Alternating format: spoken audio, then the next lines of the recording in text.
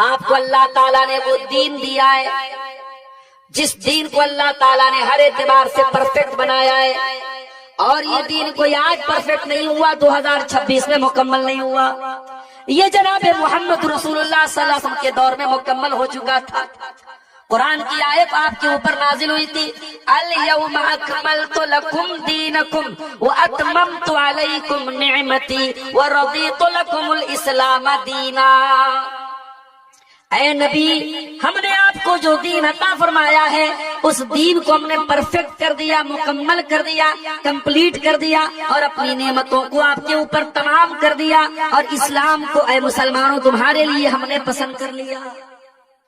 اسلام اللہ کا دین ہے، اور اسی لیے میرا جملہ نوٹ کر لو، اسلام کسی بھی دور میں نان پریکٹیکل نہیں رہے گا، اسلام کا کوئی حکم ناٹ اپلیکیبل نہیں رہے گا، اسلام پر عمل کرنا کسی دور میں مشکل نہیں رہے گا، مشکل اگر ہوگا تو ہم نے بنایا ہوگا، اسلام کا کوئی حکم مشکل نہیں ہے میرے۔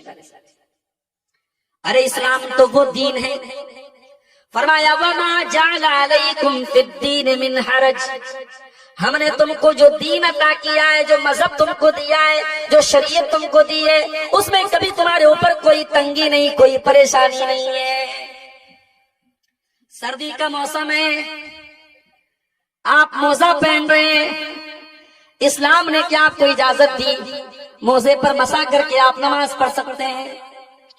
بہت زیادہ سردی کا موسم ہے، گھر کے باہر نکلنا مشکل ہے، آپ مغرب اور عشاء کی نماز کو ایک ساتھ پڑھ سکتے ہیں، آپ ظہر اور عصر کی نماز کو ایک ساتھ بھی پڑھ سکتے ہیں، آپ سفر کی حالت میں 4 رکعت والی نماز کو 2 رکعت کر کے پڑھ سکتے ہیں۔ پانی استعمال کرنے کی طاقت نہیں ہے، بیمار ہیں آپ، یا پانی اویلیبل نہیں ہے، پانی نہیں مل رہا ہے، اسلام آپ کو تیمم کرنے کی اجازت دے رہا ہے۔ وَمَا جَعَلَ عَلَيْكُمْ فِي الدِّينِ مِنْ حَرَجٍ، او لوگوں ہم نے تم کو جو دین عطا کیا ہے وہ دین بہت آسان ہے، اس دین کے اندر کوئی مشکل نہیں ہے، کوئی پریشانی نہیں ہے، کوئی ڈیفیکلٹی نہیں۔ میرے نوجوانوں، تم کہتے ہو داڑھی رکھنا آج کے دور میں مشکل ہے، میں آؤں تم کو دکھاؤں جواہر لال نہرو یونیورسٹی دلی کی وہ یونیورسٹی، یہاں بڑی بے حیائی ہوتی ہے، مگر اس یونیورسٹی کے اس ماحول میں بھی بہت سارے آپ کو نوجوان مسلمان ایسے ملیں گے جو داڑھی کے ساتھ، جن کے چہروں سے نور برستا ہے، جن کے چہروں سے لگتا ہے کہ ہاں یہ اللہ والے لوگ۔ کتنے ڈاکٹر میں آپ کو دکھا سکتا ہوں کہ دیکھ کر کے آپ کو لگے گا کوئی مولانا صاحب، چہرے پر مکمل داڑھی ہے، مریض کو دیکھ رہے تو دعائیں پڑھ رہے ہیں، آپریشن کے پہلے 2 رکعت نماز پڑھ رہے ہیں۔ ایک ایمان والا جو ہوتا ہے، ایک اللہ سے کا ڈر تقویٰ جس کے دل میں ہوتا ہے، ایک اللہ کا ڈر جس کے دل میں ہوتا ہے، وہ ہر حالات میں، ہر سچویشن میں، ہر پرستھتی میں اپنے ایمان کی حفاظت کرتا ہے۔ اللہ قرآن میں کہہ رہا ہے ہوا جتباکم، اے مسلمانوں تم اللہ تعالیٰ کی چنی ہوئی قوم ہو، اجتباکم اللہ تعالیٰ نے تم کو چن لیا ہے، وسماکم المسلمین، اور اللہ تعالیٰ نے تمہارا نام مسلمان رکھا ہے۔ اب یہاں ایک غلط فہمی دور کریں، کچھ لوگوں کو یہ غلط فہمی ڈاکٹر ذاکر نائک کے آنے کے بعد سے پیدا ہوئی، مولانا صاحب ہمارا نام مسلمان ہے تو ہم اپنے آپ کو اہل حدیث کیوں کہتے ہیں؟ ٹھیک ہے بھائی، کوئی آپ سے آپ کا ریلیجین پوچھے تو آپ یہی بتاؤ کہ ہم مسلمان ہیں، کوئی آپ سے پوچھے کون سے دھرم کو مانتے ہو، کون سے مذہب کو مانتے ہو، آئیے مسلم، میں مسلمان ہوں، نو ڈاؤٹ، لیکن اگر آپ سے پوچھے کہ کون سے مسلمان، تو آپ کو بتانا پڑے گا کہ میں قرآن و حدیث پہ چلنے والا ہوں، میں سلفی ہوں، میں قرآن و حدیث پر کو ماننے والا ہوں، میں شریعت کے اوتھینٹک سورسز کو ماننے والا ہوں۔ جب تک مارکیٹ میں نقلی گھی نہیں ملتا تھا، آپ دکان پر جاتے تھے، بھائی صاحب 1 کلو گھی دے دیجئے، دکاندار آپ کو گھی دے دیتے تھے۔ جب مارکیٹ میں نقلی گھی آنے لگا تو آپ کو بتانا پڑا، بھائی صاحب ہمیں 1 کلو دیسی گھی دے دیجئے، آپ کو دیسی کا لفظ بڑھانا پڑا۔ جب یہ اختلاف نہیں تھا، یہ فرقے نہیں تھے, یہ جماعتیں نہیں تھی, صحابہ نے اپنے آپ کو کچھ نہیں کہا. لیکن جب خوارج پیدا ہو گئے, جب معتزلہ پیدا ہو گئے, جب شیعہ پیدا ہو گئے, تو صحابہ نے کہا سنو, ہمارا نام اہل السنہ والجماعہ ہے, ہمارا نام اہل الحدیث ہے, ہمارا نام الاسری ہے, ہمارا نام السلفی ہے, ہم قرآن و سنت پر چلنے والے ہیں, ہم نبی کی سنت پر چلنے والے ہیں. تو اللہ نے آپ کا نام مسلمان رکھا ہے, لیکن آپ کے صفاتی نام آپ کی کوالٹی کے حساب سے الگ الگ ہو سکتے ہیں. مثال کے طور پہ آپ مسلمان ہیں, لیکن کسی نے پوچھا بھائی برادری کیا, آپ نے کہا میں انصاری ہوں, کسی نے کہا میں شیر شاہ آبادی ہوں, کسی نے پوچھا آپ کون سے علاقے سے تعلق رکھتے ہیں, آپ نے کہا میں بہار کا رہنے والا ہوں, میں بولتا ہوں میں بنارس کا یو پی کا رہنے والا ہوں. تو یہ جو صفات ہوتی ہیں, جو ایٹریبیوٹس ہوتے ہیں, جو وشیشتائیں ہوتی ہیں, یہ ہو سکتی ہیں, صفاتی نام رکھنے میں کوئی حرج کی بات نہیں. تو ہم مسلمان ہیں میرے پیارے ساتھی, ہمیں اللہ تعالیٰ نے بہت اونچا مقام دیا, لیکن آج ہم کہاں پہنچ گئے میرے پیارے ساتھی. آج حالات یہ ہیں, کتے اور بلی کے لیے, ان کی جان کے لیے عدالتوں میں کیس ہوتا ہے, سپریم کورٹ میں سنوائی ہوتی ہے, مسلمان کی موب لنچنگ ہو جاتی ہے, کوئی پوچھنے والا نہیں. ٹرین پہ کوئی سپاہی گولی مار کے مسلمان کو ختم کر دیتا ہے, اور دنیا یہ کہہ کے نظر انداز کر دیتی ہے وہ مانسک روپ سے وچھپت ہے, مانسک روپ سے صحیح نہیں. میں ٹرین میں سفر کرتا ہوں, میری آنکھوں کے سامنے اسلام کو برا بھلا کہا, کان بند کر کے, گونگا بہرا اور اندھا بن کر کے آج وہ دور آ گیا ہے میرے پیارے ساتھیوں کہ آپ کو نظر انداز کرنا پڑتا ہے. یہ حالات کیوں آئے میرے ساتھیوں, یہ بہت بڑا سوال ہے. اور جناب اس سوال کے جواب ڈھونڈ لیں گے کہ یہ حالات کیوں آئے, تو آپ کو حل بھی مل جائے گا. بیماری کا ریزن بتا دوں گا تو سولوشن آٹومیٹک آپ سمجھ جائیں. آئیے پہلے ایک حدیث آپ کو سنا دیں. اللہ کے پیارے نبی فرماتے ہیں, ابو داؤد کی صحیح روایت ہے, یوشک الامم ان تداعی علیکم کما تداعی الکلۃ الی قصاتها. اے میری امت کے لوگوں, وہ زمانہ قریب ہے جب دنیا کی ساری قومیں تم پر ٹوٹ پڑیں گی, جس طریقے سے کھانے والے پیالے کے اوپر باری باری ٹوٹ پڑتے ہیں. صحابہ نے پوچھا من قلت نحن یومئذ یا رسول اللہ, اے اللہ کے رسول کیا ہماری تعداد کم ہوگی اس وقت؟ آپ نے فرمایا نہیں, تمہاری تعداد بہت زیادہ ہوگی. وَلَٰكِنَّكُمْ غُثَاءٌ كَغُثَاءِ السَّيْلِ, کوانٹٹی تو ہوگی, کوالٹی نہیں ہوگی. تعداد تو بہت زیادہ ہوگی, تمہاری تعداد کم نہیں, کروڑوں میں تمہاری تعداد ہوگی, لیکن تم سیلاب کے اوپر, پانی کے اوپر جو جھاگ ہوتا ہے, تم جھاگ کی طرح بن جاؤ گے. اللہ تعالیٰ تمہارے دشمنوں کے دلوں سے تمہاری ہیبت کو نکال دے گا, تمہارا روب و دبدبہ نکال دے گا, اور اللہ تعالیٰ تمہارے دلوں میں کمزوری ڈال دے گا. صحابہ نے پوچھا اللہ کے رسول کون سی کمزوری ڈال دے گا؟ آپ نے فرمایا حب الدنیا و کراہیت الموت, تمہیں دنیا سے بہت زیادہ لگاؤ اور پیار ہو جائے گا, تم دنیا پر جان چھڑکنے لگو گے, دنیا سے پیار کرنے لگو گے. وَكَرَاهِيَةُ الْمَوْتِ, اور موت سے تم کو نفرت ہو جائے گی, موت تمہیں ناگوار لگے گی, موت کو تم فیس کرنا نہیں چاہو گے, تم لمبی عمر, لمبی زندگی حاصل کرنا چاہو گے, تمہیں موت سے ڈر لگنے لگے گا.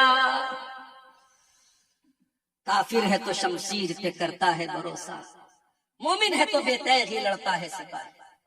اقبال نے کہا تھا, کون سا مومن آج کے دور کا مومن جو کسی معمولی سی دھمکی سے ڈر جائے گا؟ میرے پیارے ساتھیوں, اللہ کے نبی فرما رہے حب الدنیا و کراہیت الموت, تم دنیا کی محبت میں اور موت کی نفرت میں تم پس جاؤ گے, اسی رنگ میں تم رنگ جاؤ گے. ایک اور حدیث سنیے, اللہ کے پیارے نبی فرماتے ہیں اذا تبایعتم بالعینۃ وَأَخَذْتُمْ أَذْنَابَ الْبَقَرِ وَرَضِيتُمْ بِالزَّرْعِ وَتَرَكْتُمُ الْجِهَادَ. 4 چیزوں کا نام اللہ کے نبی نے لیا. اذا تبایعتم بالعینۃ, جب تم کاروبار میں چوری کرنے لگو گے, فراڈ کرنے لگو گے, 420 کرنے لگو گے, 2 نمبر کے کام کرنے لگو گے۔ آج کل حالات یہ ہے کسی مسلمان سے اکاؤنٹ میں پیسہ لینا مشکل ہے۔ اکاؤنٹ میں پیسہ آپ لے رہے ہیں، کیا پتا کہ وہ کون سا پیسہ آ رہا ہے، اگر اس کا پیسہ غلط ہے آپ کا اکاؤنٹ فریز ہو جائے گا، اکاؤنٹ میں پیسہ سارا پیسہ جو آپ کا پھنس جائے گا، بلاک ہو جائے گا۔ کئی کیس ہو چکے ہیں میری معلومات۔ آج مسلمان کے اوپر بھروسہ کرنے کو تیار نہیں ہے۔ سائبر کرائم میں اے ٹی ایم چوری میں مسلمان کا نام بھی آتا ہے، سودی کاروبار میں نہ مسلمان پیچھے نہ غیر مسلم پیچھے، اپنے بھائی کی زمین اور جائیداد ہڑپنے میں مسلمان کسی سے پیچھے نہیں ہے۔ اذا تبایعتم بالقینتی، جب تم کاروبار میں فراڈ کرنے لگو گے، وَأَخَذْتُمْ أَذْنَابَ الْبَقَرِ، اور تم گائے کی دم پکڑ کر کے بیٹھ جاؤ گے۔ کیا مطلب؟ یعنی گائے، بیل، بکری، مویشی، دنیا کا مال، بس یہی جمع کرنا تمہارا مقصد ہو جائے۔ وَرَضِيتُمْ بِالزَّرْعِ، اور جب تم کھیتی باڑی پر مگن ہو جاؤ گے، میرے پاس اتنی مکئی کا کھیت ہے، میرے پاس اتنا دھان پیدا ہو رہا ہے، میرے پاس اتنا مکھانا پیدا ہو رہا ہے، میں کروڑوں کما رہا ہوں، بس تم اپنی کھیتی پر مگن ہو جاؤ گے۔ وَتَرَكْتُمُ الْجِهَادَ، اور تم جہاد چھوڑ دو گے۔ آج لفظ جہاد کو گالی بنا دیا گیا، میڈیا نے اتنا پروپیگنڈا کیا لفظ جہاد کا کہ جہاد کا لفظ گالی بنا۔ آج آپ سوشل میڈیا پر، آپ فیس بک وغیرہ پر دیکھیے، مسلمانوں کا نام نہیں لیتے ہیں یہ اسلام سے نفرت کرنے والے، ڈائریکٹ بولتے جہادی جہادی جہادی۔ ابھی بریلی کا واقعہ آپ نے سنا، ایک کیفے میں ایک غیر مسلم لڑکی اپنے مسلمان دوستوں کے ساتھ برتھ ڈے منا رہی ہے۔ اب ان مسلمان دوستوں کو بھی کیا کہا جائے، وہ بیچارے اسکول اور کالج میں جو پڑھتے ہیں تو سوچتے ہیں کہ ہم تو مادر پیدر آزاد ہو گئے، ماں باپ نے پڑھنے کے لیے بھیجا، وہاں وہ پارٹی منا رہا ہے، ہمیں غیروں سے کیا شکوہ ہے۔ آج ہمارے بچے، ہماری بچیاں تعلیم کے نام پہ کیا کر رہے ہیں کالجوں میں، آپ جا کے دیکھیں، ذرا ڈاکٹروں سے کے پاس جا کے پتہ لگائیے، مسلمان جوان لڑکیاں جا کر کے ڈاکٹروں کے پاس ایبارشن کروا رہی ہیں، ان کے پیٹ میں پلنے والے ناجائز بچوں کو ختم کروا رہی ہیں۔ یہ ہماری تعلیمی اداروں کا اور ہمارے بڑے بڑے کالجوں اور یونیورسٹیوں کا۔ اللہ معاف کرے میرے پیارے ساتھی، وضع میں تم ہو نصارا تو تمدن میں ہنود، یہ مسلمان ہیں جنہیں دیکھ کے شرمائیں گے۔ غیر مسلم لڑکی تھی، اس لڑکی کے مسلمان لڑکوں سے دوستی، برتھ ڈے کی پارٹی کر رہے تھے۔ اسلام میں کوئی برتھ ڈے کی پارٹی نہیں، من تشبہ بقوم فہو منہم، جو کسی قوم کی نقل کرے گا انہی میں سے رہے گا۔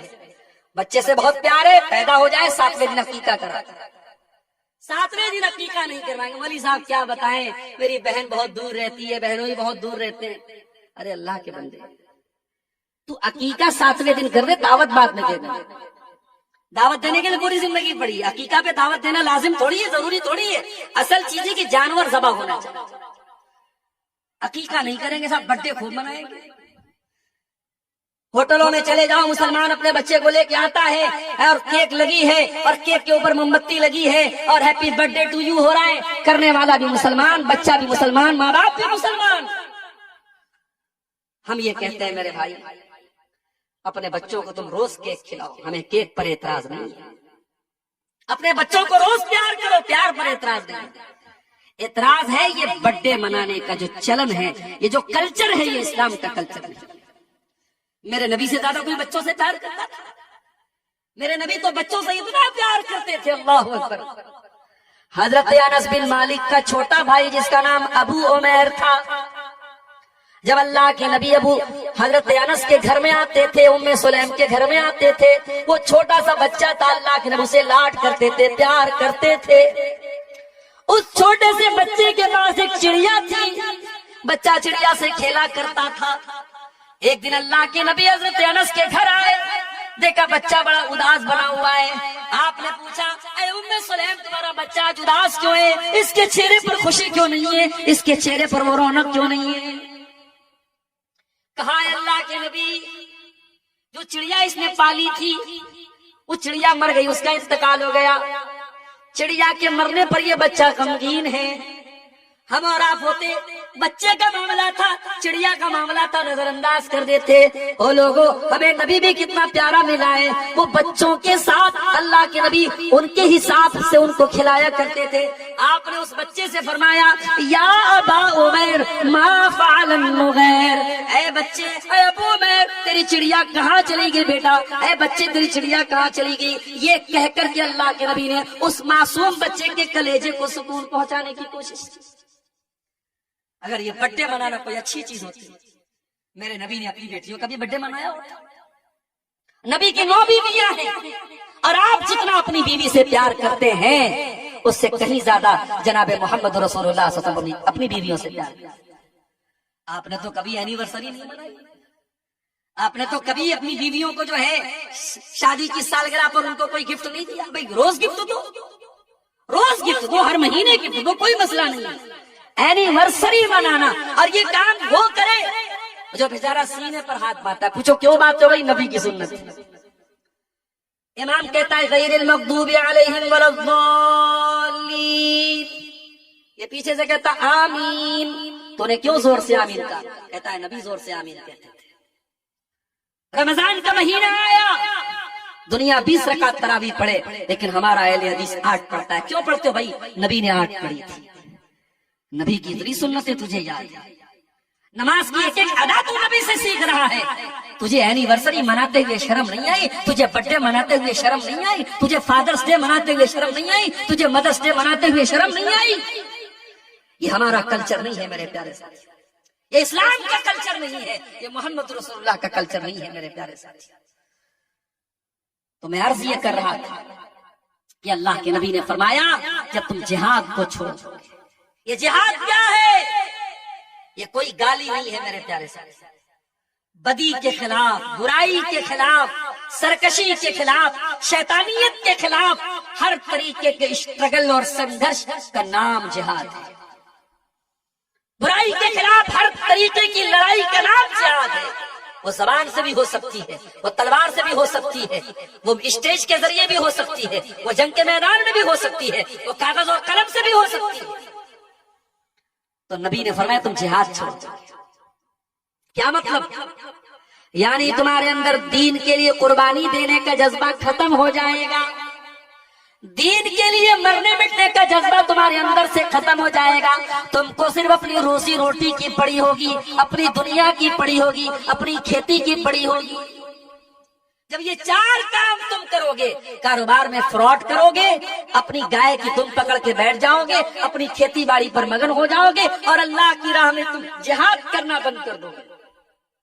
یہ 4 کام جب تم کرو گے تو کیا ہوگا؟ سلط اللہ علیکم ذلہ، اللہ تعالیٰ تم کو ذلیل کر دے گا، تم ذلیل ہو جاؤ گے، اتنے ذلیل ہو جاؤ گے کہ تمہارے ملک کا ہر چیف منسٹر سوچے گا کیسے مسلمان کو دبا دیا۔ آج تو ہوڑ لگی ہے صاحب، آج تو ہوڑ لگی کہ کون مسلمانوں کے خلاف کتنی نفرت بھری باتیں بول سکتا ہے۔ تو نبی نے فرمایا جب تم ان 4 کام کرو گے اللہ ذلیل کر دے گا۔ اور یہ ذلت کب دور ہوگی؟ حتی ترجعوا الی دینکم، جب تک تم اللہ تعالیٰ کے دین کی طرف پلٹو گے نہیں، جب تک تم اللہ تعالیٰ کے دین کی طرف لوٹو گے نہیں۔ او میرے پیارے بھائیوں، میں آپ کو وہ چیزیں بتا رہا ہوں، وہ بنیادی باتیں بتا رہا ہوں جو ہماری بربادی کا کارن بنی ہے۔ سب سے پہلی چیز، ہماری سب سے بڑی پونجی توحید تھی میرے پیارے ساتھیوں۔ جب ہم نے توحید کو گنوا دیا، جب اللہ کو چھوڑ کے غیروں کے در پہ جا کے ہم سر جھکانے لگے، کوئی غریب نواز بن گیا، کوئی داتا بن گیا، کوئی غوث اعظم بن گیا، کوئی دستگیر بن گیا، ہم نے بزرگوں کی قبروں پہ جا کے سجدہ کرنا شروع کر دیا، ہم نے توحید کا جنازہ جب ہم نے نکال دیا، میرے پیارے بھائیوں جب توحید کو ہم نے چھوڑ دیا تو وہیں سے ہماری ذلت کا باب شروع ہو گیا۔ اللہ قرآن میں کہتا ہے سورہ نور کے اندر وعد اللہ الذین آمنوا منکم وعملوا الصالحات لیستخلفنہم فی الارض کما استخلف الذین من قبلہم۔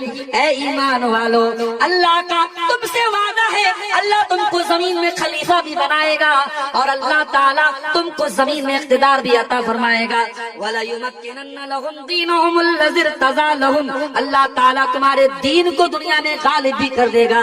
وَلَيُبَدِّلَنَّهُمْ مِن بَعْدِ خَوْفِهِمْ أَمْنًا، اور اللہ تعالیٰ تم کو دنیا میں چین اور شانتی بھی عطا کرے گا۔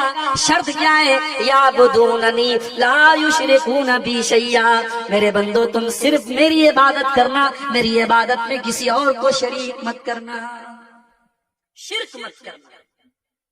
اور یہ شرک یہ اتنا بڑا پاپ ہے کہ اللہ قرآن میں کہتا ہے انہ من یشرک باللہ فقد حرم اللہ علیہ الجنہ ومأواہ النار وما للظالمین من انصار۔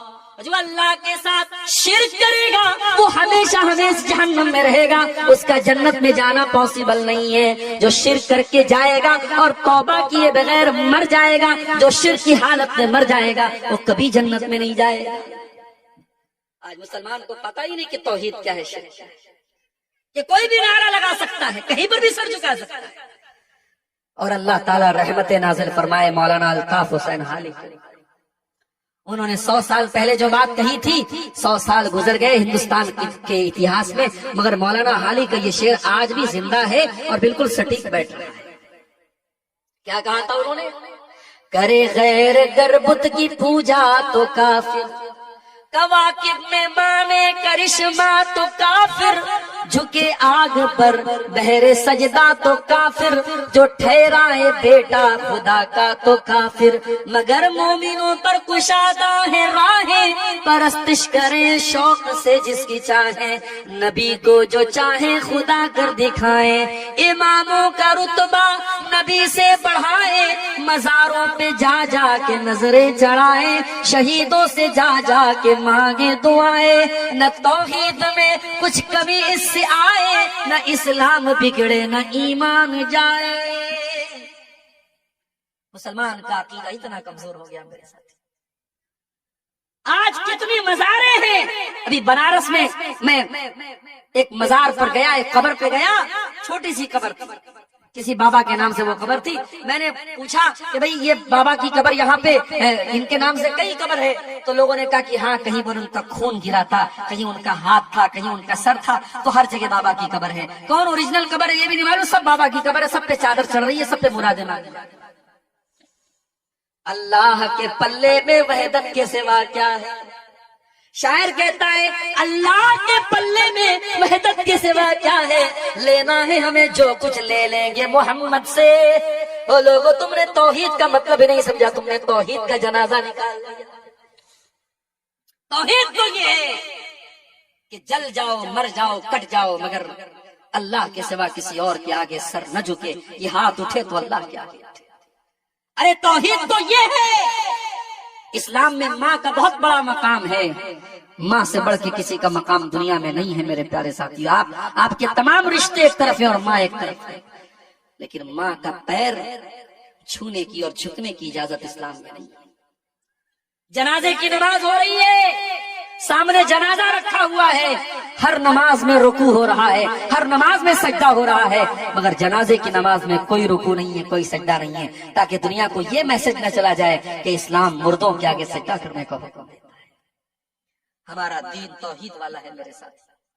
جب تک ہم توحید پر قائم تھے، ہم لا الہ الا اللہ کی راہ پر چلتے تھے، ہمارا سر ایک اللہ کے آگے جھکتا تھا، میرے پیارے ساتھیوں، اس وقت تک دنیا میں کامیاب تھے۔ جب ہمارے اندر شرک آ گیا، قبر پرستی آ گئی، اور یہ وہی قبر پرستی تھی جس سے منع کیا تھا اللہ کے نبی نے اپنی آخری وقت۔ اللہ کے پیارے نبی اپنی وفات کے ٹائم یہ فرما کے گئے تھے، لعن اللہ الیہود والنصارى اتخذوا قبور انبیائہم مساجد۔ اللہ کی لعنت و یہود و نصارہ کے اوپر، انہوں نے اپنے نبیوں کی قبروں کو سجدہ کرنے کی جگہ بنا لیا۔ جب نبیوں کی قبروں پر سجدہ کرنا شروع کر دیا تو اللہ کی لعنت برسی تھی یہود و نصارہ پر. وہ کام آج مسلمانوں نے کیا؟ انہوں نے تو نبیوں کے ساتھ کیا تھا. مسلمان تو نبیوں کو کیا ولیوں اور ولی بھی نہیں ہے، جانوروں تک کی قبریں بنا کے وہاں بھی مسلمان جا کے سجدہ کرتے ہیں. توحید کی حفاظت کرو میرے ساتھ. اور اے نیما کے اور اس گاؤں کے رہنے والے میرے بھائیوں، اگر اپنے بچوں کو کام کے لیے بنگلور بھیجتے ہو، اپنے بچوں کو نوکری کرنے کے لیے دلی بھیجتے ہو، ممبئی بھیجتے ہو، تو میرا پیغام یاد رکھ لینا، اپنے بچوں کو ایسی تعلیم دے کر کے بھیجو، ان کی بنیاد کو اتنا مضبوط کر کے بھیجو کہ آپ کا بچہ اگر نیما میں اپنے گھر میں اپنے ماں باپ کے ساتھ ہے تو وہاں پر بھی وہ توحید کے ساتھ کوئی سمجھوتا نہ کرے، اور دلی چلا جائے، بنگلور چلا جائے، کلکتہ چلا جائے، ہندوستان نہیں دنیا کے کسی کونے میں چلا جائے، توحید کا دامن اس کے ہاتھ سے چھوٹنے نہ پائے، وہ شرک کے قریب، اب شرک کو اپنے قریب پھٹکنے نہ دے. اتنا مضبوط کر دو میرے پیارے ساتھی اپنے بچوں. اسی لیے ابراہیم علیہ السلام دعا کرتے اللہ تعالیٰ سے، کیا کہتے ہیں؟ وَجُنُبْنِي وَبَنِيَّ أَن نَّعْبُدَ الْأَصْنَامَ. اے اللہ تو مجھے بھی بت پرستی سے بچانا اور میری آنے والی نسلوں کو، میرے بچوں کو بھی تو بت پرستی سے بچانا. پتہ یہ چلا کہ اپنے ساتھ ساتھ اپنی اولاد کی بھی چنتا کرنا چاہیے، اپنی آنے والی نسلوں کی توحید کی بھی چنتا کرنی چاہیے. تو پہلا سبب یہی ہے میرے پیارے ساتھیوں، جب ہم نے توحید کو چھوڑ دیا تو دنیا میں ہم ذلیل ہو گئے. اس کے بعد دوسری چیز جو ہماری بربادی کی سبب بنی میرے پیارے ساتھیوں، وہ ہمارا آپس کا اختلاف ہے. ہم کہیں برادریوں میں بڑھ گئے، کہیں فرقوں میں بڑھ گئے، کہیں ہم کسی اور نام پر بڑھ گئے. قرآن کہتا ہے وَلَا تَنَازَعُوا فَتَفْشَلُوا وَتَذْهَبَ رِيحُكُمْ. اے مسلمانوں آپس میں جھگڑا نہ کرو ورنہ تم کمزور پڑ جاؤ گے، ذلیل پڑ جاؤ گے، تمہاری ہوا اکھڑ جائے گی. تمہارا دشمن کو یہ سوچ کر کے تمہارے خلاف پلاننگ نہیں کرتا کہ کون سے مسلک کا ہے، کون سی برادری کا ہے، وہ تو تمہارے خلاف مسلمان ہونے کی حیثیت سے تمہارے خلاف پلاننگ کرتا ہے. تم برادریوں میں بٹے ہوئے ہو، تم جات پات میں بٹے ہوئے ہو، تم آپس میں فرقوں میں بٹے ہوئے ہو. قرآن کہتا ہے وَاعْتَصِمُوا بِحَبْلِ اللَّهِ جَمِيعًا. اے ایمان والو تم اللہ کی رسی کو مل کر کے تھام لو. وَلَا تَفَرَّقُوا. اور فرقوں میں نہ بٹو. وَاذْكُرُوا نِعْمَتَ اللَّهِ عَلَيْكُمْ. اور اللہ کی نعمت کو یاد کرو. اِذْ كُنْتُمْ أَعْدَاءً. جب تم ایک دوسرے کے دشمن تھے. فَأَلَّفَ بَيْنَ قُلُوبِكُمْ. اللہ نے تمہارے دلوں میں ایک دوسرے کی محبت ڈال دی. فَأَصْبَحْتُمْ بِنِعْمَتِهِ إِخْوَانًا. اور تم اللہ کی نعمت سے بھائی بھائی بن گئے. بھائی بھائی بن کے رہو میرے ساتھی، بٹو نہیں آپس میں، بٹوارے مت کرو میرے پیارے ساتھی. اور جو لوگ یہ کہتے ہیں کہ امت کا اختلاف رحمت ہے، وہ بہت بڑے جھوٹے لوگ ہیں. امت کا اختلاف کبھی رحمت نہیں ہے.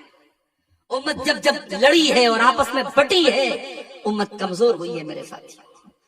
اختلاف مت کرو آپس میں، جہاں تک ہو سکے اختلاف کو ختم کرنے کی کوشش کرو. اللہ قرآن میں کہتا ہے قُلْ هُوَ الْقَادِرُ عَلَىٰ أَن يَبْعَثَ عَلَيْكُمْ عَذَابًا مِّن فَوْقِكُمْ أَوْ مِن تَحْتِ أَرْجُلِكُمْ أَوْ يَلْبِسَكُمْ شِيَعًا. اللہ تعالیٰ تین طریقے سے اپنا عذاب تم پر اتارتا ہے. کبھی آسمان سے تم پر عذاب اترتا ہے، کبھی تمہارے زمین کے نیچے سے زمین کھسکنے لگتی ہے، زلزلہ آ جاتا ہے، بھوکمپ آ جاتا ہے، باڑھ آ جاتی ہے. کبھی زمین کے نیچے سے تمہارے اوپر عذاب آتا ہے، کبھی آسمان کے اوپر سے عذاب آتا ہے. او یلبسکم شیعا. اور کبھی کبھی اللہ تعالیٰ تم کو آپس میں لڑا کر کے، ٹکڑے ٹکڑے کر کے، بانٹ کر کے تمہیں اپنے عذاب میں مبتلا کرتا ہے. تو یہ بٹوارے، یہ اختلاف، یہ جماعت بندی، یہ گروہ بندی میرے پیارے ساتھیوں، یہ بھی آج ہمیں ذلیل کر رہی ہے، ہماری ذلت اور رسوائی کا بہت بڑا سبب ہے. اس کے بعد تیسری چیز رسول کی نافرمانی. جنگ احد یاد ہے آپ کو؟ اس کے بارے میں پڑھا ہے آپ نے، سنا ہے آپ نے؟ اسلام کی دوسری جنگ تھی یہ، اور مسلمان یہ جنگ جیت چکے تھے اور مال غنیمت حاصل کر رہے تھے مسلمان. اور نبی اکرم نے پہاڑی درے پر 50 صحابہ کرام کو تعینات کیا تھا کہ کچھ بھی ہو جائے یہاں سے مت ہٹنا. اور ان 50 صحابہ کا جو ذمہ دار آپ نے بنایا تھا حضرت عبداللہ بن جبیر کو. ایک زبیر ہے وہ زے سے ہیں اور جبیر جیم سے ہیں، تو جبیر نام بھی رکھ سکتے ہیں. تو جبیر عبداللہ بن جبیر وہاں پہ تھے پہاڑ کے. جب مسلمانوں نے یہ دیکھا کہ جنگ تو ہم جیت گئے ہیں تو جو 50 تیر انداز جن کو اللہ کے نبی نے تعینات کیا تھا ان کا آپس میں اختلاف ہوا. کچھ لوگوں نے کہا کہ نبی نے حکم دیا تھا ہمیں یہی رہنا چاہیے. کچھ لوگوں نے کہا نہیں جنگ تو جیت چکے ہیں اب وہ حکم کینسل ہو گیا, اب چلو مال غنیمت حاصل کرتے ہیں. 50 میں سے 37 لوگ وہاں چلے گئے, 13 لوگ بچے. 37 چلے گئے, 13 بچے, 13 بچے. مسلمانوں کی جنگ تو جیتی جا چکی تھی, مسلمان جنگ جیت چکے تھے. کافروں کا لشکر بھاگ رہا تھا اور کافروں کے لشکر میں کمانڈر تھے جن کا نام خالد بن ولید تھا. او نوجوانوں, او رونالڈو کے دیوانوں, او وراٹ کوہلی کے دیوانوں, او کرکٹروں کے دیوانوں, او فلمی گانوں پر ناچنے والے نوجوانوں, کبھی موقع ملے تو خالد بن ولید کے بارے میں بھی پڑھ لینا. پڑھ نہیں سکتے تو یوٹیوب پر جا کے سن لینا, اور سن نہیں سکتے تو کسی عالم سے جا کر کے پوچھ لینا کہ خالد بن ولید کون تھے. خالد بن ولید وہ انسان ہے جس جنگ کا کمانڈر خالد بن ولید بن جائے. وہ جنگ خالد بن ولید اپنے دماغ اور اپنے ٹیلنٹ اور اپنی صلاحیت کے بل پہ وہ ہاری گئی جنگ کو بھی جیت جاتے تھے. یہ کمال تھا. ابھی خالد بن ولید مسلمان نہیں ہوئے تھے, وہ دوسری پارٹی میں تھے, کافروں کے ساتھ لڑ رہے تھے, مشرکوں کے ساتھ لڑ رہے تھے. وہ واپس جا رہے تھے, مشرکین ہار چکے تھے, واپس جا رہے تھے. ان کی نظر اس پہاڑی درے پر,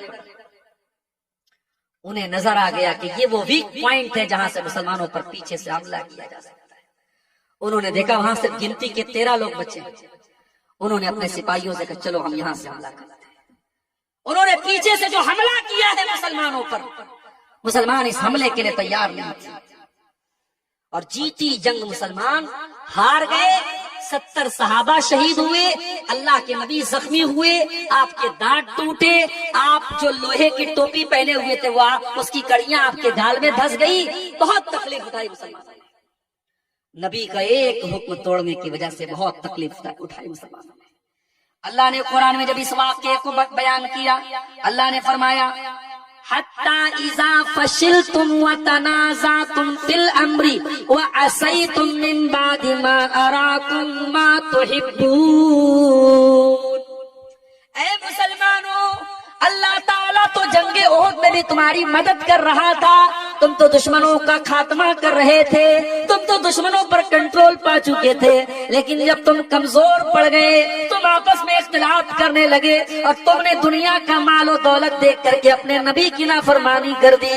تو اے مسلمانوں اس کے بعد کیا ہوا؟ فرمایا منکم من یرید الدنیا, تم میں سے کچھ لوگ دنیا چاہتے تھے, ومنکم من یرید الاخرہ, اور کچھ لوگ آخرت چاہتے تھے. ثم صرفکم عنہم لیبتلیکم, پھر اللہ تعالیٰ نے دشمنوں کو تم سے پھیر دیا, ورنہ دشمن چاہتے تو تم کو جڑ سے مٹا سکتے تھے, مگر اللہ تعالیٰ نے ان کو پھیر دیا. اللہ تمہارا امتحان لینا چاہتا تھا.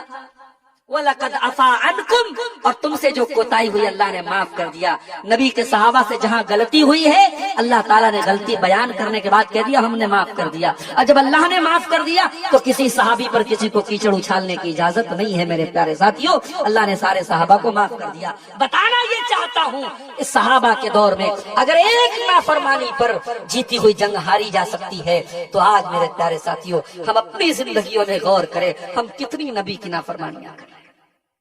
آج میرے پاس سوال آتا ہے, مولوی صاحب سنت اگر چھوٹ جائے تو کوئی حرج ہے کیا؟ اگر ہم صرف فرض نماز پڑھ لیں سنت نہ پڑھے تو کوئی حرج ہے کیا؟ ٹھیک ہے بھائی, اگر کیلکولیٹر پہ کیلکولیٹ کرو گے تو ٹھیک ہے. فجر میں آپ 2 رکعت فرض پڑھ لو, اور ظہر میں 4 پڑھ لو, عصر میں 4 پڑھ لو, مغرب میں 3 پڑھ لو, عشاء میں 4 پڑھ لو, ہو گئی فرض ادا. مگر جو نبی اکرم سنتیں پڑھتے تھے اور پابندی سے پڑھتے تھے تو کیسا نبی کا چاہنے والا ہے, تو کیسا نبی سے محبت کرنے والا ہے کہ تو نبی کی سنتوں کو چھوڑ رہا ہے. میرے پیارے ساتھیوں یہی ہمارے ایمان کی پریچھا ہے, ہمارے ایمان کا امتحان ہے. میرے نوجوانوں, یہ چہرے پر جو داڑھی ہے, یہ داڑھی تم کیوں رکھ رہے ہو؟ پہلے کلین شیپ کرنے والے نوجوان زیادہ تھے, اب داڑھی والے نوجوان زیادہ ہے. کیوں ہے مجھے معلوم ہے, وجہ کیا ہے. پہلے داڑھی نہ رکھنے کا فیشن تھا، اب داڑھی رکھنے کا فیشن ہے۔ اب داڑھی رکھنے کا فیشن آ گیا، اب صاحب فلاں کرکٹر بھی داڑھی رکھے ہوئے، فلاں فلمی ہیرو بھی داڑھی رکھے ہوئے۔ اس کا مطلب کہ آپ کو نبی کی سنت سے کوئی لگاؤ نہیں، آپ اس لیے داڑھی نہیں رکھیں کہ نبی کی سنت ہے۔ آپ نے داڑھی اگر رکھی بھی ہے تو اس لیے رکھی ہے کہ یہ اسمارٹنس کی نشانی ہے، یہ فیشن کی نشانی ہے۔ آپ فیشن کی تقلید کر رہے ہیں، فیشن کے پیچھے آپ پڑے، آپ کو نبی کی سنت سے کوئی پیار نہیں ہے۔ نبی کے دور میں ایک صحابی تھے، ان کے بال تھوڑے لمبے تھے اور کپڑا ان کا ٹخنے کے نیچے رہتا تھا۔ نبی اکرم کے سامنے لوگوں نے ذکر کیا کہ اللہ کے نبی آپ کے فلاں صحابی ہے، نوجوان ہیں، ان کا بال تھوڑا بڑا بڑا ہے اور کپڑے ٹخنے کے نیچے رہتے ہیں۔ اللہ کے نبی نے فرمایا نعم الرجل خریم، ان کا نام خریم تھا۔ بچہ پیدا ہو تو نام رکھو، پیارا نام ہے خریم۔ جیسے شریم لوگ نام رکھتے ہیں، سدیس نام رکھتے ہیں، تو خریم نام بھی رکھ سکتے ہیں، صحابی کا نام۔ اچھا صحابی کے نام کی میننگ نہ پتا ہو تب بھی رکھ سکتے ہیں۔ اگر یہ کنفرم ہے کہ صحابی کا نام ہے، آنکھ موت کر کے نام رکھو۔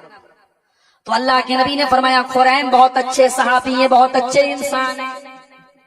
لولا طول جمتہ و اسبال ازارہ، بس دو باتوں کی کمی ہے، بال تھوڑے لمبے ہیں اور کپڑا ٹکنے کے نیچے رہتا ہے۔ حضرت خریم رضی اللہ تعالیٰ عنہ کو کسی نے بتایا اے خریم آج نبی کے سامنے تیرا نام لیا گیا اور نبی نے تیری تعریف کی، تیری پرشنسا کی، تیری شان میں نبی نے اچھی باتیں کہی، مگر نبی نے کہا خریم بہت اچھا انسان ہے، بس دو چیزوں کی کمی ہے، خریم کے بال بڑے لمبے لمبے اور خریم کا کپڑا ٹکنے کے نیچے رہتا ہے، یہ دو کمی ہے، پوری کر لے تو خریم بہت اچھا انسان ہے۔ خریم اپنی بیوی سے پوچھنے نہیں گیا کہ میں لمبے بال میں اچھا لگتا ہوں کہ چھوٹے بال میں اچھا لگتا ہوں۔ خریم اپنی بیوی کے پاس جا کے نہیں بولے کہ میرا کپڑا ٹکنے کے نیچے رہتا ہے، تجھے اچھا لگتا ہے کہ نہیں لگتا ہے۔ اگر نبی کو اچھا نہیں لگتا بات ختم۔ خریم نے قینچی اٹھائی، بال چھوٹا کیا اور کپڑا ٹکنے کے اوپر کر کے اتنا کپڑا کاٹ دیا۔ میرے پیارے ساتھیوں، یہ نبی کے صحابہ تھے۔ آج ہم جو ذلیل اور خار ہیں وہ اسی لیے خار ہیں کیونکہ ہم نبی کی سنتوں سے پیچھے ہیں، ہم نبی کی نافرمانی کر رہے ہیں۔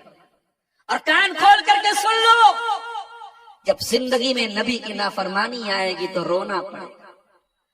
نبی کے صحابہ نے حضرت عثمان غنی کے دور میں جب انہوں نے جزیرہ قبرص پر حملہ کیا اور اس کو فتح کیا تو مسلمانوں میں خوشی کی لہر اٹھی، مسلمانوں نے نعرے تکبیر لگایا، سارے لوگ تو خوشی کے مارے خوش تھے۔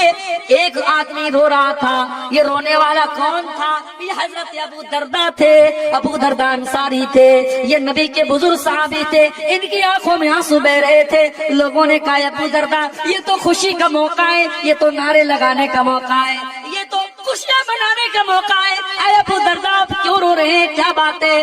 یہ تو خوش ہونے کا موقع ہے، آپ کی آنکھوں میں آنسو ہیں۔ کہا ہے لوگوں آج ان لوگوں نے اللہ تعالیٰ کی نافرمانی کی ہے، انہوں نے اللہ سے بغاوت کی ہے تو اللہ نے ہم کو ان کے اوپر غالب کر دیا ہے۔ آج یہ شکست کھا رہے ہیں، آج یہ ذلیل ہو گئے اور اللہ نے ہم کو غالب کر دیا۔ مجھے وہ دور یاد آ رہا ہے، مجھے وہ حالات یاد آ رہے ہیں جب مسلمان بھی اللہ کی نافرمانی کرنے لگیں گے تو مسلمانوں کو اللہ تعالیٰ ذلیل کر دے گا۔ مجھے وہ گھڑی یاد آ رہی ہے، اس لیے میری آنکھوں سے آنسو بہ رہے ہیں۔ میرے پیارے ساتھیوں، جب آپ رسول کی نافرمانیاں کریں گے تو ذلت اور رسوائی ہمارے اور آپ کے مقدر میں آئے گی۔ اور آگے بڑھیں، چوتھی چیز، ہماری ذلت کی چوتھی وجہ کیا ہے؟ ہمیں دنیا میں زندگی گزارنے کے لیے بھیجا گیا تھا، ہمیں دنیا کے ذریعے آخرت کی تیاری کرنے کے لیے بھیجا گیا تھا۔ ہمیں یہ پاٹ پڑھایا گیا تھا، جمعہ کی نماز میں ہر جمعہ کو ہم یہ پاٹ پڑھتے ہیں، بل تؤثرون الحیات الدنیا والآخرۃ خیر وابقی۔ اے میرے بندو، تم آخرت کو بھول نہ جانا، تم دنیا کی رنگینیوں میں کھو کر کے کہیں جنت کو بھول نہ جانا، کہیں جہنم کو بھول نہ جانا۔ ہم دنیا کی زمینوں کے پیچھے پڑ گئے، دنیا کی جائیدادوں کے پیچھے پڑ گئے، جبکہ ہمارا ایمان اور عقیدہ ہے، ہم جانتے ہیں سب ٹھاٹ پڑا رہ جائے گا جب لات چلے گا بنجارا. یہ زمینیں یہی چھوڑ کے جانا ہے, یہ جائیدادیں یہی چھوڑ کے جانا ہے, 2 گز زمین میں ہم سب کو دفن ہو جانا ہے. ہم جنت کی زمین پانے کے لیے کوئی کوشش نہیں کرتے. وہ جنت جس کے بارے میں اللہ کے نبی نے فرمایا کہ جنت میں ایک کوڑا رکھنے کی جگہ, یعنی جنت میں 1 اسکوائر فٹ کا ایریا دنیا کی تمام نعمتوں سے بہتر ہے. میرے پیارے ساتھیوں, ہم دنیا پرست بن گئے, دنیا دار بن گئے. ہمارے نبی کی زندگی اٹھا کے دیکھو. شاعر کہتا ہے سلام اس پر جو امت کے لیے راتوں کو روتا تھا, سلام اس پر جو فرش خاک پر جاڑے میں سوتا تھا, سلام اس پر کہ جس کے گھر میں چاندی تھی نہ سونا تھا, سلام اس پر کہ ٹوٹا بوریا جس کا بچھونا تھا. ہمارے نبی نے کبھی دنیا کی دولت اور دنیا کے عیش و آرام کے پیچھے آپ نہیں بھاگے. آپ چاہتے تو سونے چاندی کے ڈھیر لگا سکتے تھے, آپ چاہتے تو عالی شان مدینہ میں اپنا محل بنوا سکتے تھے, مگر میری پیاری ماں بہنوں, ذرا نبی کی بیویوں کے حالات جا کے پڑھ لینا. نبی کی بیویوں نے بڑے چھوٹے چھوٹے کمروں میں زندگی گزار دی. آج تمہارے گھر میں واشنگ مشین بھی آ گیا, تمہارے گھر میں گیس کا چولہا بھی آ گیا, سردی کے موسم میں ہیٹر بھی آ گیا, چائے بنانے کے لیے الیکٹرک کیتلی بھی آ گئی, آئرن کرنے کے لیے الیکٹرک آئرن بھی آ گیا. دنیا کی ساری نعمتیں تم کو مل چکی ہیں, لیکن پھر بھی میری پیاری بہنوں, آج بھی تمہاری زبان پر اللہ کا شکر نہیں ہے. آج بھی تم سے پوچھا جائے تو کچھ نہ کچھ تم کمی نکال دو گی. کبھی غور کرو کہ نبی کی بیویوں نے کیسی زندگی گزاری. حضرت عائشہ سے پوچھا گیا, اے عائشہ, اے نبی کی بیوی, اللہ کے رسول کی زندگی کیسی گزرا کرتی تھی؟ فرمایا, اے میرے بھانجے عروہ, اللہ کے نبی کی زندگی ایسی گزرا کرتی تھی کہ 2 مہینے گزر جایا کرتے تھے. وما یوقد فی ابیات رسول اللہ صلی اللہ علیہ وسلم النار, اور اللہ کے رسول کے کسی گھر میں چولہا نہیں جلتا تھا. اللہ کے نبی کے گھر والے کھجور کھا کر کے اور پانی پی کر کے گزارا کر لیا کرتے تھے. وہ آرام دہ گدوں پہ سونے والوں, اور سردیوں میں بڑے موٹے موٹے کمبل اور رضائیوں میں لپیٹ کر کے سونے والوں, تمہارے نبی کو کبھی گدا نصیب نہ ہوا. تمہارے نبی تو ٹوٹی چٹائی پہ لیٹا کرتے تھے. اور جب گدا آفر کیا گیا, جب آپ کے نبی کو آرام دہ گدا آفر کیا گیا, آپ کے نبی نے کیا جواب دیا؟ فرمایا, مالی ولی دنیا, او لوگوں میرا دنیا سے کیا لینا دینا ہے. ما انا الا کراکبن, میں تو دنیا میں ایک مسافر کی طرح ہوں, میں تو دنیا میں ایک مسافر کی طرح آیا ہوں. استظلت تحت شجرۃ, جو کسی پیڑ کے نیچے آرام کرنے کے لیے آتا ہے, تھوڑی دیر آرام کرتا ہے, ثم راح فترکھا, اور پھر اپنی منزل کی طرف چلا جاتا ہے. میں دنیا میں پرماننٹ نہیں آیا. یہ پیغام آپ کے نبی نے آپ کو دیا ہے میرے پیارے ساتھی. یہ پیغام ہم نے بھلا دیا, یہ میسج ہم نے بھلا دیا. دنیا ہائے دنیا ہائے دنیا, ہماری زندگی دنیا کی ہے. صبح سے لے کے شام تک دنیا کے لیے جیتے اور مرتے, جبکہ یہ دنیا اللہ کے نبی کی نظر میں کیسی تھی اور اللہ کی نظر میں کیسی تھی میرے ساتھی. نبی اکرم صحابہ کے ساتھ جا رہے تھے, راستے میں ایک بکری کا بچہ مرا ہوا پڑا تھا, چھوٹے چھوٹے کان والا. آپ نے اس مرے ہوئے بکری کے بچے کے کان کو پکڑا. صحیح مسلم کی روایت ہے, آپ نے پوچھا کہ اے میرے صحابہ, اس مرے ہوئے بکری کے بچے کو کون 1 درہم میں خریدے گا؟ صحابہ نے کہا, اللہ کے نبی, 1 درہم کی بات آپ کیا کرتے ہیں, اس کو فری میں بھی ہم لینے کو تیار نہیں ہوں گے, مرا ہوا ہے, بیکار ہے.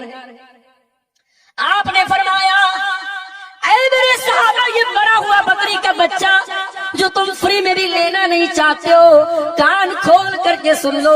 لد دنیا احون علی اللہ من ذالک, اللہ کی نظر میں دنیا اس مرے ہوئے بکری کے بچے سے زیادہ حقیر ہے. اللہ کی نظر میں دنیا کی کوئی ویلو نہیں ہے.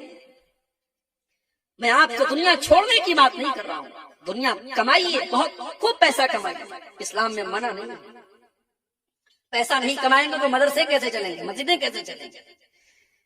دنیا کماؤ میرے پیارے ساتھی, मगर दुनिया को प्राइमरी मत समझो, दुनिया को सेकेंडरी समझो, दुनिया को दूसरे नंबर पर रखो, पहले नंबर पे आखिरत को रखो। कारून का नाम सुना है? बहुत पैसे वाला था कारून। इतनी दौलत थी कारून के पास कि उसकी दौलत के जो खजाने की जो चाबियां थी बड़े बड़े पहलवान उठाते थे। जब कारून को अल्लाह ताला ने नसीहत की तो कारून से क्या कहा? अल्लाह ने ये नहीं कहा ऐ कारून तेरे पास इतनी दौलत है, मदरसे में दान दिया कर, मस्जिद में दान दिया कर। अल्लाह ने क्या कहा? फरमाया वब्तगी फीमा आताकल्लाहु दारल आखिरा। ऐ कारून, तुझको अल्लाह ने दौलत से नवाजा है, अपनी दौलत के जरिए तू आखिरत की तैयारी कर। वला तंस नसीबक मिनद दुनिया। और ऐ कारून, दुनिया में जो तेरा हिस्सा है, अपनी दुनिया के हिस्से को भी तू मत भूल, दुनिया का भी हक अदा कर, लेकिन असल मकसद तू आखिरत को बना ले। तेरी जिंदगी का प्राइमरी मकसद आखिरत होना चाहिए। मेरे प्यारे साथियों, जब हम दुनिया परस्त बन गए तो हम वहीं से हमारी उल्टी गिनती शुरू होगी और हम जलील हो गए। और ये खतरा था अल्लाह के रसूल, ये खतरा था अल्लाह के नबी को कि मेरी उम्मत दुनिया परस्त बन जाए। आपने एक मर्तबा सहाबा के सामने फरमाया, मल फक्रा अख्शा अलैकुम, ऐ मेरे सहाबा, मुझे इस बात का डर नहीं है कि तुम गरीब हो जाओगे, मुझे तुम्हारी गरीबी का डर नहीं है। वलाकिन अख्शा अलैकुम अन तुबसत अलैकुम दुनिया, मुझे डर इस बात का है कहीं दुनिया तुम पर कुशादा न कर दी जाए, कहीं दुनिया तुम पर फैला न दी जाए जैसे तुमसे पहले के लोगों पर फैला दी गई। फतनाफसूहा कमा तनाफसूहा, और जैसे पहले के लोग दुनिया हासिल करने के लिए लड़ा करते थे, तुम भी लड़ने लगो। फतुहलिकुम कमा अहलकतहुम, और दुनिया तुमको हलाक कर दे जैसे उनको हलाक किया था। तो ये चौथी चीज है मेरे प्यारे साथियों, हमारी दुनिया परस्ती भी हमारी जिल्लत और रुसवाई का एक बहुत बड़ा सबब है। और पांचवी चीज, हमारी इल्म दीन से दूरी। हमारे पास दीन की नॉलेज नहीं। कितने लोग हैं उनको नमाज का तरीका नहीं आता, वजू का तरीका नहीं, तयम्मुम का तरीका नहीं, जनाजे की नमाज का तरीका नहीं, नमाज की दुआएं याद नहीं, कुरान नहीं पढ़ा उन्होंने। इल्म दीन से हम बहुत दूर हैं मेरे साथ। और सीमांचल में मैं बार बार हर जलसे में एक बात कह रहा हूं और बड़ी जिम्मेदारी के साथ ये बात कह रहा हूं। और चूंकि यहाँ अंसारी बिरादरी के लोग बैठे हैं, आपसे भी कह रहा हूं, मैं उधर पाकुड़ और साहिबगंज में भी कह चुका हूं आपकी बिरादरी के लोगों से कि आपको अगर अपने समाज को जागरूक बनाना है तो जुमा का निजाम और मजबूत बनाइए। अपनी मस्जिदों में अच्छी तनख्वाह पर अच्छा इमाम रखिए जो तैयारी के साथ जुमा का खुतबा दे। और अगर 12 बजे जुमा का खुतबा शुरू होता है तो कोशिश कीजिए 11:30 बजे, 11:15 बजे मस्जिद में पहुंच जाए। और अच्छे मौजुआत पर तकरीरें हो जुमा के खुतबे में, और उसके बाद आप बच्चों को भी लेके पहुंचिए और अपनी माओ बहनों को भी आप मस्जिद में उनका भी इंतजाम कराइए। आज अफसोस के साथ हमें कहना पड़ता है कि आज सीमांचल की 99% मस्जिदों में औरतों के लिए इंतजाम नहीं है, जो बहुत बड़ी कमी है आपके इलाके में। आप जलसों में औरतों का अरेंजमेंट करते हैं, बगैर औरतों के जलसा नहीं होता है, लेकिन आपकी मस्जिदों में हाँ उनका मुकम्मल पर्दे का इंतजाम कीजिए। जो औरत आए मुकम्मल पर्दे में आए, उनका दरवाजा अलग रखिए, एंट्री अलग रखिए, मगर रखिए आप। और आप यकीन कीजिए मेरे प्यारे साथियों, 1 साल तक अगर पाबंदी से अगर आपके घर की औरतें, हमारे घर की औरतें अगर जुमा में जाना शुरू कर दें तो बहुत दीन की मालूमात उनको हो जाएगी, बहुत सारी बुराइयों से वो ऑटोमेटिक बच जाएंगी। आज समाज की आधी बुराइयां औरतों की अज्ञानता और उनकी जहालत। अल्लाह के प्यारे नबी फरमाते हैं, तलबुल इल्म फरीज़तुन अला कुल्li मुस्लिम, इल्म हासिल करना हर मुसलमान मर्दों औरत पर फर्ज है। कौन सा इल्म? मेडिकल का नहीं। हमारी कौम के लोग डॉक्टर बने, अच्छी बात है, मगर ये कंपलसरी नहीं है। हमारी कौम के लोग इंजीनियर बने, अच्छी बात। और आज अफसोस के साथ कहना पड़ता है कि आपकी अंसारी बिरादरी आज तालीम के मैदान में बहुत पीछे है। आप किसी सीमांचल में रहते हैं, शेरशाबादी भाइयों ने तो अपने आप को डेवलप किया है। आज कटिहार में किसी ने मुझे बताया कि 100 डॉक्टर अगर आपको मिलेंगे मुसलमान तो 80 आपको शेरशाबादी मिलेंगे, मगर आपकी अंसारी बिरादरी आज इस मामले में भी दुनिया की तालीम में भी पीछे है। हम मजदूर है तो हम चाहते हैं हमारा बच्चा भी मजदूर हो जाए। जिसके 4-5 बेटे हैं वो कहता है बस 10 سال کی پریشانی، اس کے بعد تو میرے بیٹے کمانے لگیں گے۔ آپ کی زندگی کا ایک ہی مقصد ہے، بیٹا بڑا ہو اس کو مزدوری کرنے کے لیے بھیج دیا جائے، کام کرنے کے لیے بھیج دیا جائے۔ میرے پیارے ساتھیوں، کچھ قربانی دے کر کے اپنے بچوں کو تعلیم کے میدان میں بھی آگے بڑھاؤ۔ کچھ بچے آپ کے ڈاکٹر بنے، کچھ بچیاں آپ کی ڈاکٹر بنے، کچھ بچے آپ کے انجینئر بنے۔ آج عصری تعلیم میں بھی ہم پیچھے ہیں، اور دین کی جو تعلیم ہے، اللہ کون ہے، رسول کون ہے، اور ایمان کیا ہے، اور اسلام کیا ہے، یہ جو موٹی موٹی باتیں ہیں یہ سب کا جاننا ضروری ہے۔ اس کے لیے بھی آپ مسجدوں میں مکتب قائم کیجئے۔ الفلاح اکیڈمی جیسے ادارے جو آپ کے بچوں کو دنیا کے ساتھ ساتھ دین کی تعلیم دیتے ہیں، ان اداروں سے اپنے بچوں کو جوڑیے۔ میرے پیارے ساتھیوں، افسوس کے ساتھ کہنا پڑتا ہے آج دنیا کی تعلیم تو تھوڑی بہت ہم حاصل بھی کر رہے ہیں، مگر دین کی تعلیم میں بہت پیچھے ہیں۔ اللہ قرآن میں کہتا ہے یعلمون ظاہرا من الحیات الدنیا وهم عن الآخرۃ هم غافلون، کہ میرے بندے دنیا کی بہت نالج رکھتے ہیں لیکن آخرت سے بہت غافل ہیں، دین سے بہت غافل ہیں۔ میرے پیارے ساتھیوں، آپ دین کی جانکاری حاصل کیجیے۔ اس کے بعد چھٹی چیز، یہود و نصارہ کی اندھی تقلید۔ آج جو گانا وائرل ہو جائے فیس بک اور سوشل میڈیا پر، ہمارے چھوٹے چھوٹے بچے بھی گا رہے ہیں۔ جو کپڑا وائرل ہو جائے، ہمارے گھر کی لڑکیاں بھی پہننے لگتی ہیں۔ آپ کے گھر میں لڑکیاں نقاب پہن رہی ہیں، نقاب پہ بھی جو فیشن چل گیا، نقاب کے اوپر ماشاء اللہ لکھا ہے تو ماشاء اللہ والے نقاب بہت مارکیٹ میں آپ کو مل جائیں گے۔ اسلام کی شہزادی لکھا ہے تو شہزادی والے مائک جو ہے آپ کو نقاب بہت سارے مل جائیں گے۔ میرے بھائیوں، فیشن کے پیچھے مت جاؤ، آپ خود اپنا ایک فیشن بناؤ۔ میں کہتا ہوں اگر مسلمان نوجوان ڈھنگ کا لباس پہنے، ٹخنے کے اوپر اس کا کپڑا ہو، چاہے وہ پینٹ ہی پہنے، شرٹ ہی پہنے، کرتا پائجامہ پہنے، شیروانی پہنے، کیا یہ فیشن نہیں؟ یہ جو فیشن آپ کا اسلامک فیشن ہے، آپ اپنے آپ کو ایسا بناؤ کہ دنیا آپ کو کاپی کرے۔ دنیا کو کاپی مت کرو میرے پیارے ساتھی۔ اللہ کے پیارے نبی فرماتے ہیں لَتَتَّبِعُنَّ سُنَنَ مَنْ كَانَ قَبْلَكُمْ شِبْرًا بِشِبْرٍ وَذِرَاعًا بِذِرَاعٍ، تم اپنے سے پہلے کے لوگوں کے طریقے پر چلو گے۔ اگر وہ ایک بتا چلیں گے تو تم ایک بتا چلو گے۔ بتا بوجھ رہے ہیں نا، سمجھ رہے ہیں نا؟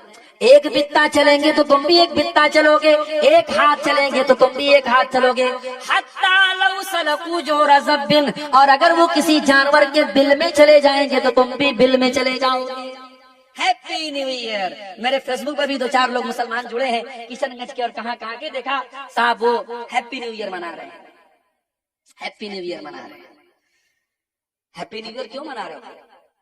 بیگانے کی شادی میں عبداللہ کیوں دیوانہ ہو رہا ہے؟ نہ آپ کا کیلنڈر ہے، نہ آپ کا، اب چلو ٹھیک ہے آپ کے ملک میں یہی کیلنڈر چل رہا ہے، آپ تاریخ اسی میں لکھ رہے ہو، نوٹ کرو، کوئی بات نہیں، لیکن آپ نیا سال منا رہے ہو۔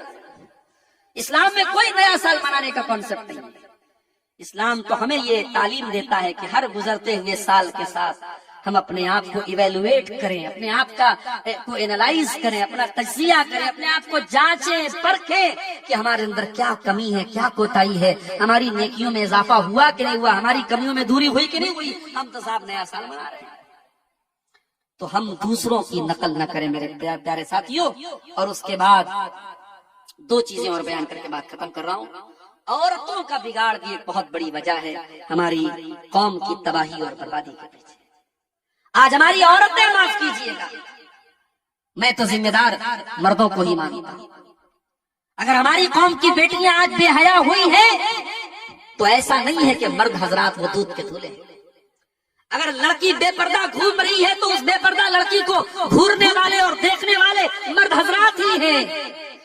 اگر لڑکی کسی کے ساتھ بھاگی ہے تو جس کے ساتھ بھاگی ہے وہ کوئی لڑکا ہی ہے۔ تالی ایک ہاتھ سے نہیں بجتی ہے میرے پیارے ساتھی۔ سماج اگر دوشت ہوا ہے، سماج اگر خراب ہوا ہے، ہم صرف عورتوں کو بھی ذمہ دار قرار نہیں دے سکتے، ہم صرف مردوں کو بھی ذمہ دار قرار دے سکتے۔ آج ہماری گھر کی عورتیں جو بے پردگی ہمارے یہاں آئی ہے، جو محرم غیر محرم کا فرق ہمارے یہاں مٹا ہے، جو دیور بھابھی کے بیچ میں جو سیمائیں ہونی چاہیے وہ سیمائیں کیوں نہیں ہیں، جو جیجا سالی کے بیچ میں جو حدیں ہونی چاہیے وہ حدیں کیوں نہیں ہیں، ہمارے گھر میں پردے کا ماحول کیوں نہیں ہے، ہماری جوان ہونے والی بیٹی جب گھر سے نکلتی ہے تو بے پردہ کیوں نکلتی ہے، اس کو ٹائٹ قسم کے کپڑے کون لا کے دے رہا ہے، اسے بائک پر گھمانے بے پردہ کون جا رہا ہے۔ اب بریلہ آبادی نے بالکل صحیح کہا تھا، بے پردہ نظر آئیں کل جو چند بیویاں، اکبر زمین میں غیرت قومی سے گڑ گیا، پوچھا جو ان سے آپ کا پردہ وہ کیا ہوا، کہنے لگی کہ عقل پہ مردوں پہ پڑ گیا۔ میری پیاری ماں بہنوں، میں آپ کو بھی یہی سندیش دینا چاہتا ہوں، آپ اگر نقاب میں نکلتی ہیں، پردے میں نکلتی ہیں، تو اپنے پردے کی لاج رکھنا۔ دنیا آپ کے پردے کو جب دیکھتی ہے تو دنیا آپ کے پردے کو اسلام سے جوڑتی ہے، اور جب آپ نقاب پہن کر کے کوئی غلط کام کریں گی تو دنیا یہ نہیں کہے گی کہ لڑکی نے کیا، دنیا کہے گی اسلام کی ماننے والی لڑکی نے کیا۔ او میری پیاری ماں بہنوں، اپنے نقاب کی لاج رکھنا، اپنے پردے کی لاج رکھنا، اپنے حجاب کی لاج رکھنا، اپنے حجاب کی عزت کا خیال رکھنا۔ اپنے گھر سے جب بھی نکلنا تو نقاب اور پردے میں نکلنا، اور جب تک یہ پردہ ہے تمہارے اندر تو صرف ایک ڈریس اس کو مت سمجھنا، یہ پردہ ایک کلچر بتاتا ہے جو اسلام کا کلچر ہے۔ یہ پردہ دنیا کو یہ میسج دیتا ہے کہ آپ عزت دار گھر سے آپ کا تعلق ہے۔ اور نوجوان لڑکوں سے کہنا چاہوں گا کہ اپنی نگاہوں کو نیچی کر کے چلو۔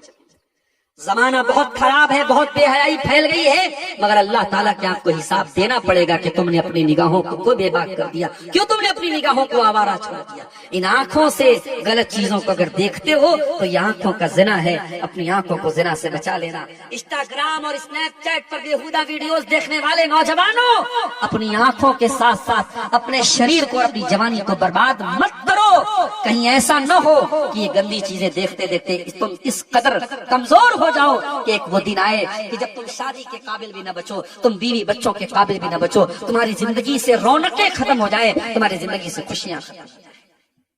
اور آخری بات بیان کر کے میرے پیارے ساتھی میں آپ سے اجازت لوں گا، وقت کافی زیادہ ہو گیا، سردی کا موسم ہے، میں طبیعت کی ناسازی کے باوجود کافی دیر سے آپ کے سامنے خطاب کر رہا ہوں۔ ایک آخری پوائنٹ پر بات ختم کرتا ہوں۔ آج ہماری جو ذلت اور رسوائی ہے میرے پیارے ساتھیوں، اس میں بہت بڑی وجہ توکل کی کمی ہے۔ ہمیں اللہ کی مدد پر یقین نہیں ہے، ہمیں اللہ کی تقدیر پر یقین نہیں ہے۔ یاد رکھو، ہم مسلمان ہیں، اور مسلمان جن چیزوں پر ایمان رکھتا ہے اس میں سے ایک اللہ کی تقدیر ہے، ہمیں اللہ کی تقدیر پر بھی ہمارا ایمان ہے، ہمارا یہ عقیدہ ہے قُل لَن يُصِيبَنَا إِلَّا مَا كَتَبَ اللَّهُ لَنَا، ہمیں نہیں پہنچ سکتی کوئی مصیبت جب تک اللہ ہمارے مقدر میں نہ لکھ دے۔ اگر اللہ نے کوئی مصیبت ہمارے مقدر میں لکھ دی تو دنیا کی کوئی طاقت ہمیں بچا نہیں سکتی، اور اللہ نے اگر بچانا لکھا ہے تو دنیا کی کوئی طاقت ہمیں وہ مصیبت دے نہیں سکتی۔ توکل کرو، اللہ کی ذات پر یقین کرو، پکے ایمان والے بنو۔ اگر تمہارا ایمان پکا ہوگا اللہ تمہیں رسوا نہیں کرے گا۔ میرے پیارے ساتھیوں، میں نے خطبہ مصنوعہ کے بعد جو آیت پڑھی تھی اس آیت میں یہی پیغام آپ کو دیا گیا ہے، یا ایھا الذین آمنوا ان تنصروا اللہ ینصرکم ویثبت اقدامکم۔ اے ایمان والو، جب تم اللہ کے دین کی مدد کرو گے تو اللہ تمہاری مدد کرے گا، اور اللہ تمہیں ثابت قدم رکھے گا، اللہ تمہارے قدم کو مضبوط رکھے گا، اللہ تمہیں ٹوٹنے نہیں دے گا، بکھرنے نہیں دے گا۔ یاد کرو اپنے نبی کے دور کے حالات، کبھی آپ کے نبی غار ثور میں تھے اور دشمن بالکل قریب پہنچ چکا تھا، اور آپ کے نبی نے اپنی زبان سے کہا تھا حضرت ابوبکر صدیق سے، لا تحزن ان اللہ معنا، اے ابو بکر ڈرو نہیں، اللہ ہمارے ساتھ ہے۔ کبھی حضرت موسیٰ علیہ السلام نے کہا تھا اپنی قوم سے، ان معی ربی سیہدین، میرا اللہ میرے ساتھ ہے، وہ ضرور کوئی نہ کوئی راستہ نکالے گا۔ کبھی ابراہیم علیہ السلام نے کہا تھا جب اپنی قوم کو چھوڑ کے جا رہے تھے، انی ذاہب الی ربی سیہدین، میرا رب ضرور کوئی نہ کوئی راستہ نکالے گا۔ میرے پیارے ساتھیوں، آج سمندر میں راستہ آج بھی بن سکتا ہے، ہمارے پاس موسیٰ کے ایمان والا عصا تو ہو، موسیٰ کے توکل والا عصا تو ہو۔ اپنے توکل کو مضبوط کیجئے، اپنے ایمان کو مضبوط کیجئے، یہ کمزوری کی چادر اٹھا کے پھینک دیجئے، یہ ذلت اور رسوائی اور بزدلی کی چادر اٹھا کے پھینک دیجئے۔ بزدل نہ بنو، کمزور نہ بنو، اور میرے نوجوانوں میں آپ کو میسج دیتا ہوں، طاقتور بنو، جم جاؤ، شریر کو بھی طاقتور بناؤ، صبح جلدی اٹھو، فجر کی نماز میں اٹھو، اللہ کے ساتھ اپنا تعلق مضبوط کر کے ایمان والی طاقت بھی پیدا کرو، جسمانی طاقت بھی پیدا کرو، پڑھ لکھ کر کے تعلیم کی طاقت بھی پیدا کرو، ہر اعتبار سے طاقتور بنو۔ اور جب ایک مسلمان طاقتور بنے گا تو اپنی طاقت کا درپیوگ نہیں کرے گا، وہ طاقت کا غلط استعمال نہیں کرے گا، وہ کسی کیفے میں جا کے کسی بے قصور کو نہیں مارے گا، کسی کی موب لنچنگ نہیں کرے گا، کسی کی ہتیا نہیں کرے گا، کسی کے مذہب پر چھیٹا کشی نہیں کرے گا۔ جو سچا پکا مسلمان ہوگا وہ اپنی طاقت کا کبھی بھی مس یوز نہیں کرے گا، اس کی طاقت کا استعمال ہوگا تو ظلم کے خاتمے کے لیے ہوگا، اس کی طاقت کا استعمال ہوگا تو مظلوم کی مدد کے لیے ہوگا، اس کی طاقت کا استعمال ہوگا تو ظالم کے خلاف ہوگا۔ میرے پیارے ساتھیوں، طاقتور بنیے، دیش کے کام آئیے، کمیونٹی کے کام آئیے، سماج کے کام آئیے۔ آخری حدیث پڑھ کے بات ختم کر رہا ہوں۔ اللہ کے پیارے نبی نے فرمایا خیر الناس انفعهم للناس، لوگوں میں سب سے بہترین وہ ہے جو لوگوں کے لیے لابھ دائک ہو، جو لوگوں کو فائدہ پہنچاتا ہو۔ آپ دیکھیے آپ کی ذات سے سماج کو کیا فائدہ پہنچ رہا ہے۔ میرے پیارے ساتھیوں، یہ اسباب زوال امت کے موضوع پر چند باتیں آپ کے سامنے رکھی گئی، اس امید کے ساتھ کہ ہم اپنی کمزوریوں کو ٹٹولیں گے، اپنے گریبانوں میں جھانکیں گے اور ان کمیوں کو دور کر کے ہم اپنی اصلاح کریں گے۔ رب العالمین سے دعا ہے الہ العالمین ہمیں ایمان کی طاقت سے اور عمل کی طاقت سے اللہ تعالی ہمیں مالا مال کر دے، ہماری کمزوریوں پر ہمیں قابو پانے کی توفیق عطا فرمائے۔ الہ العالمین ہمارے نوجوانوں کی حفاظت فرمائے، ہماری خواتین کی حفاظت فرمائے۔ اللہ اس ادارے کو، الفلاح اکیڈمی کو اور معاذ ابی بن کعب کو اللہ تعالیٰ اور ترقی عطا فرمائے۔ جو اصحاب خیر اس ادارے کا، ان اداروں کا تعاون کر رہے ہیں، اللہ انہیں مزید ان اداروں کو مضبوط کرنے کی توفیق عطا فرمائے۔ اللہ ہمیں اپنے بچوں کو دینی تعلیم اور دنیاوی تعلیم دونوں میدانوں میں آگے لے جانے کی توفیق عطا فرمائے۔ رب العالمین جب تک ہمیں دنیا میں زندہ رکھے، اسلام پر زندہ رکھے اور ہمارا خاتمہ ایمان پر ہو، آمین۔ وآخر دعوانا ان الحمد للہ رب العالمین، والسلام علیکم ورحمۃ اللہ وبرکاتہ۔ شکرا، جزاکم اللہ خیرا۔